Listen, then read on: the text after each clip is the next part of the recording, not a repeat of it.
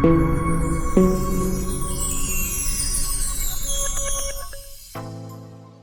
আলাইকুম ভিউয়ার্স, আশা করছি সবাই খুব ভালো আছেন। আজকে আপনাদের সাথে শেয়ার করব ম্যাঙ্গো আইসক্রিম।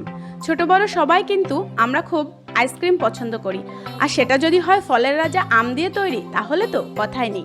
আশা করি আজকের রেসিপিটি ভালো লাগবে। চলুন তাহলে রেসিপিটি দেখে নেওয়া যাক। তার আগে আপনি যদি আমার চ্যানেলটি সাবস্ক্রাইব না করেন, তাহলে প্লিজ আমাকে সাপোর্ট করার জন্য সাবস্ক্রাইব করবেন এবং লাইক, কমেন্ট ও শেয়ার করে পাশেই থাকবেন। একটা বাটিতে 2 টেবিল চামচ ময়দা নিয়ে নিচ্ছি। এটাকে আমি পানি দিয়ে ভালোভাবে মিশিয়ে নিব। আমি 1/4 কাপ পানি দিয়ে ময়দাটাকে ভালোভাবে মিশিয়ে নিচ্ছি। আজকে আমার রেসিপিটি হচ্ছে ঘরে থাকা উপকরণ দিয়ে ম্যাঙ্গো আইসক্রিম তৈরি রেসিপি। ময়দাটা আমাদের ঘরে কিন্তু সবসময় থাকে, তাই প্রথম উপকরণটি হচ্ছে আমার ময়দা এবং পানিটা খুব ভালোভাবে মিক্সড করে নিচ্ছি। এখন এটাকে পাশে সরিয়ে রাখছি। এখন চুলার কাজ। একটা কড়াইয়ে 2 কাপ পরিমাণ লিকুইড দুধ দিয়ে আমি এটাকে বলক তুলে নিব। বলক চলে আসছে, এখন আমি এর ভিতর দিয়ে দিব 1 কাপ পরিমাণ চিনি। চিনিটা আমি 1 কাপ পরিমাণ ব্যবহার করেছি, তবে স্বাদ অনুযায়ী আপনারা কম বা বেশি করতে পারেন। এরপর চিনিটা গলে গেলে আমি দিয়ে দিব ময়দার মিশ্রণ, যেটা আমি আগেই তৈরি করে রেখেছিলাম। ময়দার মিশ্রণটা দিয়ে অবিরত নাড়তে থাকতে হবে, যেন নিচে লেগে না যায়। ঠিক না হওয়া পর্যন্ত আমি নেড়ে নিব। একটা পর্যায়ে এটা অনেকটা ঘন হয়ে আসবে। মিশ্রণটা ঘন হয়ে গেলে আমি নামিয়ে নিব।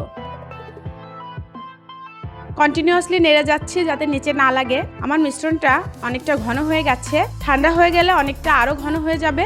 এখন আমি এটাকে একটা বোলে ট্রান্সফার করে নিচ্ছি। এখন ব্লেন্ডারের কাজ। আমি ব্লেন্ডারের ভেতর আম দিয়ে দিচ্ছি। 2 কাপ পরিমাণ আম আমি ব্যবহার করেছি। আমের ভেতর এখন আমি দিয়ে দিব চুলায় তৈরি করে রাখা দুধ, চিনি এবং ময়দার মিশ্রণটা। এটা আমার বাড়ির আম, কোনো রকম কেমিক্যাল নাই, কেমিক্যাল ফ্রি ম্যাঙ্গো। চা চামচে 4 ভাগের 1 ভাগ জর্দা রং দিচ্ছি।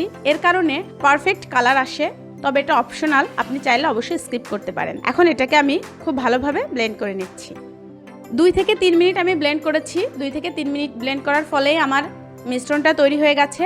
এখন আমি এটাকে ট্রান্সফার করব একটা প্লাস্টিকের বাটিতে।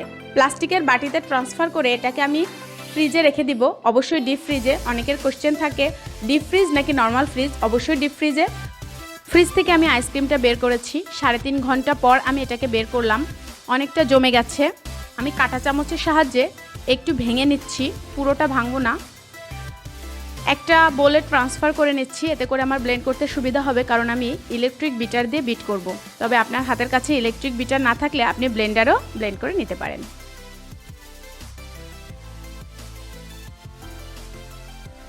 আমি এটাকে ব্লেন্ড করে নিচ্ছি। ইলেকট্রিক বিটার দিয়ে ব্লেন্ড করলে ভলিউমটা আগের তুলনায় একটু বেড়ে যাবে। ব্লেন্ডারে ব্লেন্ড করলে এই ভলিউমটা কিন্তু বাড়বে না। আমার ব্লেন্ড করা শেষ। এটাকে আমি আগের প্লাস্টিকের বাটিতেই পুনরায় আবার ট্রান্সফার করব এবং আবারও ফ্রিজে রাখবো। অবশ্যই ডিপ ফ্রিজ, আবারও বলছি ডিপ ফ্রিজে রাখবো এবং 8 থেকে 9 ঘন্টা পরে এটাকে আমি বের করব। সারা রাতের জন্য রেখে দিতে পারেন, সেটা আরও ভালো হয়। এটা জমে গেলে ফিরে আসবো। ফিরে এলাম প্রায় 8 ঘন্টা পর। এখন এটাকে আমি একটা ট্রেতে ট্রান্সফার করব। আইসক্রিমটার কিন্তু খুব সুন্দর একটা কালার এসেছে, পারফেক্ট ম্যাঙ্গো কালারই এসেছে। এখন আমি এটার উপর দিয়ে বাদাম কুচি ছড়িয়ে দিচ্ছি। কাজু বাদাম এবং আমন্ড বাদাম কুচি করে আমি ছড়িয়ে দিয়েছি, তবে ভাজা পেস্তা বাদাম দিয়ে ম্যাঙ্গো আইসক্রিম বেশি ভালো লাগে। আপনি চাইলে ট্রান্সফার না করে চামচের সাহায্যে এখান থেকেও সার্ভ করতে পারেন। কেকের শেপে আমি এটাকে কেটে নিচ্ছি। কেটে দেখাচ্ছি যে আইসক্রিমটা কেমন হয়েছে।